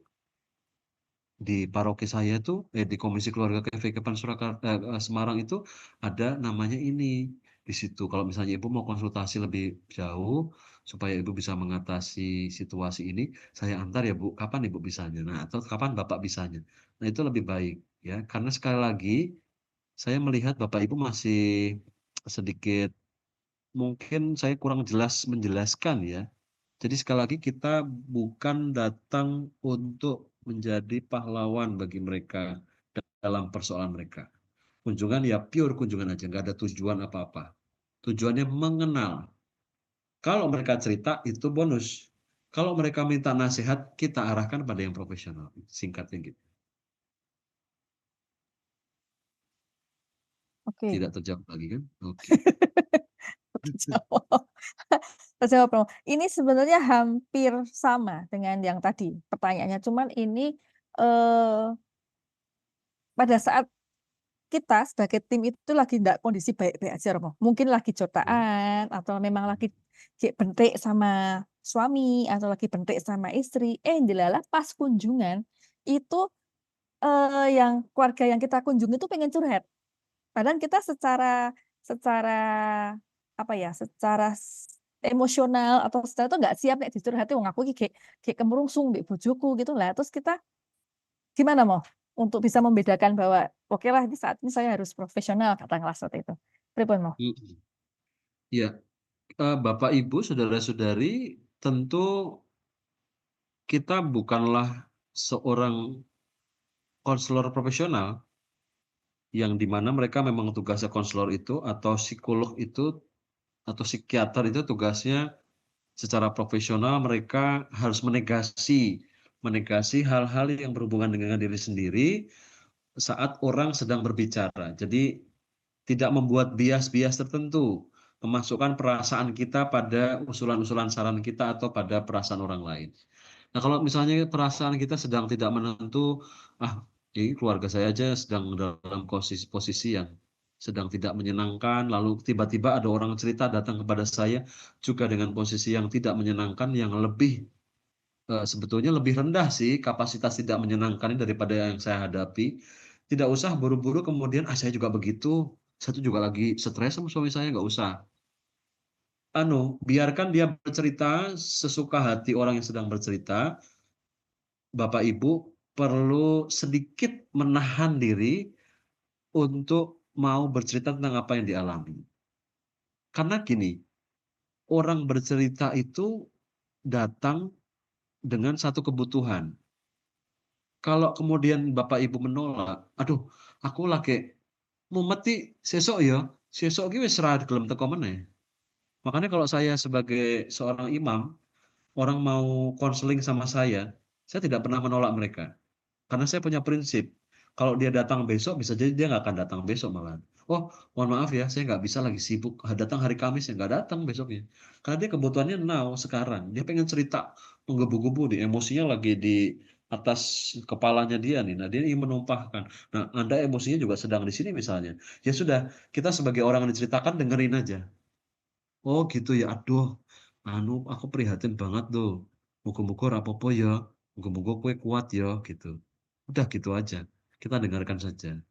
Kalau saya sih seperti itu, dan jangan menolak mereka karena di hari kemudian pasti ceritanya sudah beda, rasanya sudah beda, begitu sih kalau menurut saya ya, gitu. Tapi kalau memang tidak kuat bahwa, "Wah, aku nggak kuat mendengarkan orang lain, malah orang lain yang sedang cerita menggebu-gebu, kita yang nangis gitu loh. Kowe iki ngapa tok ceritanya malah nangis?" Nah, itu ya nggak usah juga nggak apa-apa. Kalau kita malah yang terharu gitu ya karena kita sedang mengalami itu. Tapi kalau bisa kita bukan profesional, tapi menahan diri supaya kita tidak bias bercerita juga dengan curhat yang sama. Karena gini, curhat yang sama, satu bercerita masalahnya, satu bercerita malah juga masalahnya itu hanya akan membuat sama-sama terpuruk. Ya, karena memberi nasihat saat kita sedang terpuruk itu juga nggak bagus. Maka tadi saya bilang dengerin aja.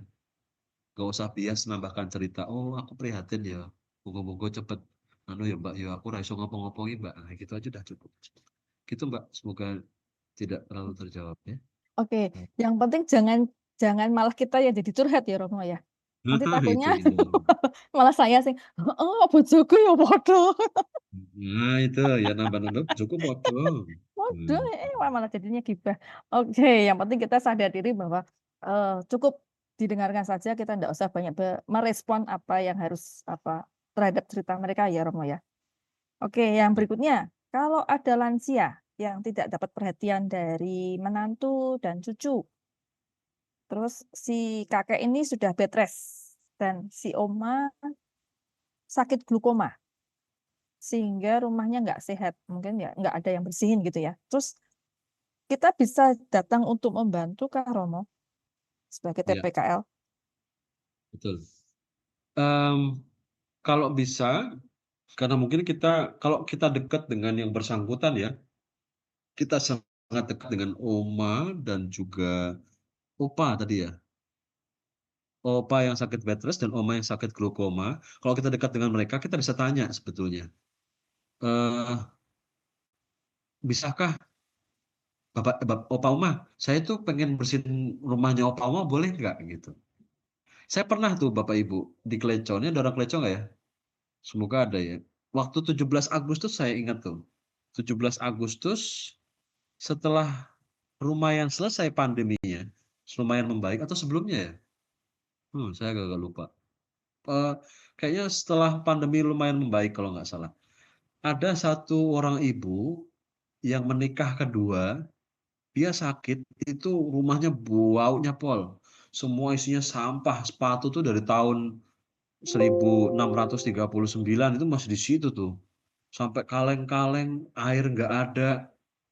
saya kemudian dengan inspirasi datang ke situ, saya nggak kenal, orang lingkungan juga nggak mendal. Mendal itu maksudnya tidak bisa mengajak dia, tuh saya bilang gini, "Bu, saya Romo Rufi, Mbah." "Siapa Romo Rufi?" "Ya saya yang tugas di sini sekarang." "Oh Romo toh situ?" "Romo isih enom," gitu. "Ya ndak apa-apa nanti kalau sudah tua malah sama-sama tua," kayak gitu toh. Habis itu saya bilang gini, "Mbah, anu nggih, rumahnya saya bersihkan mau nggak? Ini pas 17 Agustus loh Mbah, rumahnya resik, nanti kalau Mbah rumahnya resik, wangi, nanti tidurnya lebih enak, mau ya?" Terus dia bilang, "Nggak usah, Mbak, nggak apa-apa Mbah, nanti kalau misalnya Mbah, apa namanya, mau dibersihkan, Mbah itu lebih enak tidurnya." "Ya, nggak apa ya Mbah ya, wong anggaplah saya cucunya Mbah mau bersihin rumah nggak?" "Nggak usah," terus saya paksa lagi dengan berbagai macam cara, akhirnya dia mau. Lalu pada tanggal 17 Agustus itulah tepat setelah upacara misa dan upacara pagi itu, saya langsung menuju ke sana bersama dengan umat lingkungan dan di sanalah saya membersihkan rumahnya beliau bersama-sama. Dan akhirnya rumahnya bersih, tidak keliru 1 bulan kemudian dia meninggal. Jadi saya bersyukur karena saya sudah membersihkan rumahnya. Nah itu cerita dari saya bahwa apakah bisa ada sholat maghrib. Apakah bisa membantu mereka yang perhatian? Boleh sekali. Boleh sekali. Coba ajak Romo parokinya untuk bisa mendatangi itu juga boleh. Ya. Seperti itu sih. Semoga terjawab ya. Bantuan itu sangat luar biasa. Terus jawab ya. Kemudian ini 2 pertanyaan yang hampir sama. Pada saat kita kunjungan atau kita melakukan PFA ke keluarga yang kita kunjungi, kita datangnya sendiri atau bersama pasangan, Romo? Nah, kalau misalnya kita kunjungan keluarga, paling bagus kita datang juga bersama dengan pasangan. Ya.